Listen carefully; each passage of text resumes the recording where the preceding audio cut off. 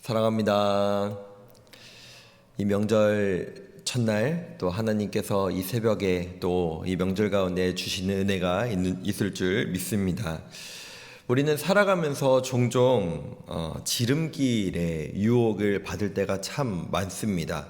그래서 많은 사람들이 조금만 돌아가면 되는데 개구멍을 이렇게 뚫기도 하고 어떻게 하면 이것을 조금 더 빠르게 쉽게 편하게 갈 수 있을까라고 하는 고민을 할 때가 많습니다. 조금만 타협하면, 조금만 방법을 찾아보면 쉽게 내가 원하는 목적지에 다다를 수 있을 텐데 라고 하는 생각이 우리 마음 가운데 참 많이 들 때가 있죠. 오늘 본문인 사무엘하 4장은 사울 왕가의 이제 마지막을, 몰락을 그리고 있습니다. 사울의 아들 이스보셋은 이제 자신을 왕으로 세웠던 군사령관 아브넬의 죽음 이후에 완전히 전의를 상실했을 뿐만 아니라 백성들 또한 혼란스러워했다라고 하는 이야기가 오늘 본문에 기록되어 있습니다. 바로 이때 이 혼란스러운 상황을 어떻게든 기회로 만들어 보려고 하는 사람들의 이야기가 등장하고 있는데요.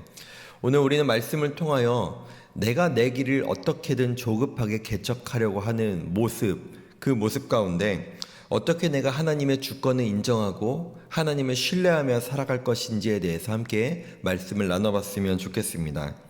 먼저 오늘 말씀의 주로 등장하는 레갑과 바하나라 하는 사람이 등장합니다. 이들은 원래 이 이스보셋을 섬기던 군 지휘관들이었는데요.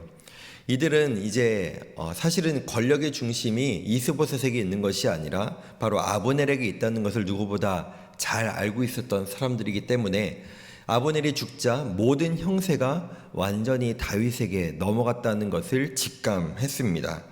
그리하여 그들은 완전히 인간적인 계산을 하기 시작하죠. 우리가 어떻게 하면 살아남을 수 있을까?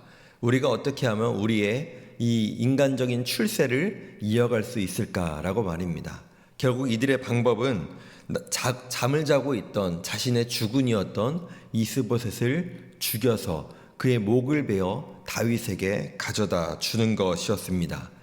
이것이 이제 자신들이 살 길, 가장 쉬운 길이라고 생각했던 것이죠. 성도 여러분, 세상은 이러한 기회를 잡으라라고 말합니다. 수단과 방법을 가리지 않고 너가 성공할 수 있는 길, 너가 살아남을 수 있는 길, 너가 잘 될 수 있는 길을 잡는 것이 가장 좋은 길이라고 우리를 유혹하고 우리에게 한없이 이야기합니다. 그러나 오늘 본문에서 보셨듯 이것은 누군가의 불행으로 말미암아 자신들의 행복을 삼는 일이었습니다. 수단과 방법을 가리지 않고 나의 성공을 위하여, 나의 목적을 위하여 무엇이든 하려고 하는 일. 그러나 성경은 오늘 이에 대해서 이것을 너의 기회다라고 말하지 아니하고 이것을 악행이라고 분명하게 기록하고 있습니다. 우리에게도 이런 유혹이 찾아올 때가 참 많습니다. 이 정도 거짓말은, 이 정도 죄 짓는 것은, 이 정도로 그냥 하나님이 모른 척 하시겠지라고 생각하는 많은 악행들, 많은 죄들을 저지르면서도 그것들을 내가 원하는 것, 내 목적을 달성하는 것을 세상은 기회다라고 말할 때가 있습니다. 하지만 우리가 분명히 기억해야 할 것은 하나님은 우리의 삶의 결과보다 과정을 보신다라고 하는 것입니다. 닫혀있는 문을 이 문이 가장 빠르다라고 억지로 열려고 할 때 그 문 뒤에는 축복이 아니라 심판과 저주가 기다릴 수 있음을 우리는 레갑과 바하나를 통하여 분명히 알아야 한다는 것입니다. 그런데 특이하게도 이 레갑과 바하나 그리고 다윗의 사건이 줄을 이루고 있는 오늘 1절에서 12절까지 본문 가운데 특이하게도 4절에 참 어떻게 보면 생뚱맞은 이야기가 하나 등장하고 있습니다. 바로 요나단의 아들 무비보셋에 대한 이야기가 삽입되어 있는데요. 왜 이 잔인한 암살 사건에 진행되는 가운데 갑자기 뜬금없이 무비보셋에 대한 이야기가 이곳에 삽입되어 있을까요? 이것은 정말로 이제 사울의 집안이 끝났다라고 하는 이 전체의 흐름 속에서도 하나님께서는 하나의 씨앗을, 불씨를 남겨두셨다라고 하는 것을 미리 예고하고 계신 것입니다. 뿐만 아니라 다윗이 왕이 되는 과정이 사울의 집안이 완전히 몰락하고 완전히 없어지는 것, 그것을 의미하는 것이 아니라 그것 가운데서도 하나님께서는 약한 자, 절름발이 무비보셋을 살리시고 그를 여전히 품으실 것이다. 하나님께서 언약하시고 약속하신 것을 지킬 것이다 라고 하는 것을 말씀하고 계신 것입니다. 이어서 레갑과 바하나는 이 이스보셋의 머리를 베어서 왕의 원수를 갚아주셨나이다 라고 하며 다윗에게 그 목을 바치고 있습니다. 그들은 하나님을 팔아서 자신들의 악행을, 자신들의 죄악을 정당화하고 있습니다. 그러나 다윗은 분명하게 알고 있었습니다. 자신이 이제 이 이스라엘 전체의 왕이 되는 과정에 있어서 이스보셋이 죽어서 자신이 왕이 되는 것이 아니라 이 모든 과정 가운데 가장 중요한 것은 하나님께서 일하시고 하나님께서 도우셔야 가능하다라고 하는 것을 분명하게 다윗은 알고 있었죠. 그리고 다윗은 과거 사울의 죽음을 전하며 보상을 받았던 아말렉 소년을 처단했던 것과 같이 이들 레갑과 바하나도 엄중하게 심판하는 모습을 우리는 본문을 통해서 발견할 수 있습니다. 이 레갑과 바하나와 다르게 다윗은 지름길을 거부했습니다. 그는 과거에도 사울을 죽일 수 있는 기회가 있었음에도 불구하고 2번이나 하나님의 기름 부음 받은 자를 자신의 손으로 칼로 처단하지 않았습니다.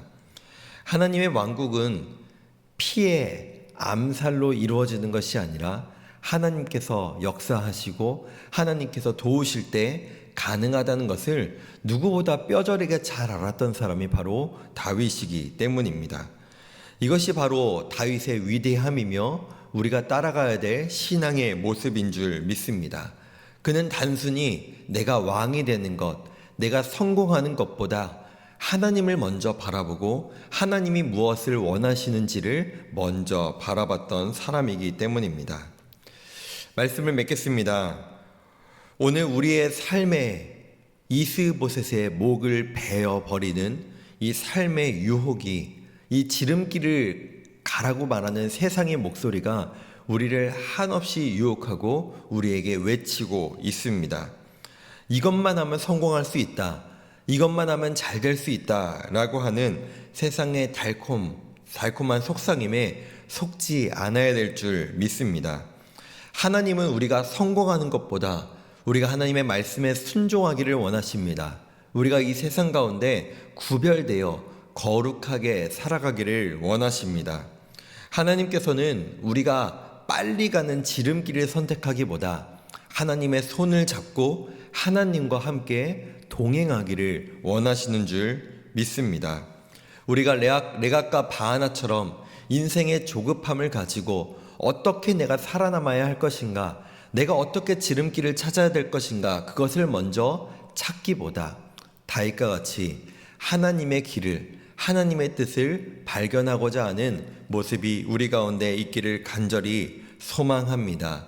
그렇게 내가 내 길을 찾는 모습이 아닌 하나님을 온전히 신뢰하여 오늘 하루도 정직하게 또 거룩하게 주님의 손을 붙잡고 하루하루를 살아낼 수 있는 저와 우리 모든 성도님들이 되시기를 간절히 소망하고 축복합니다.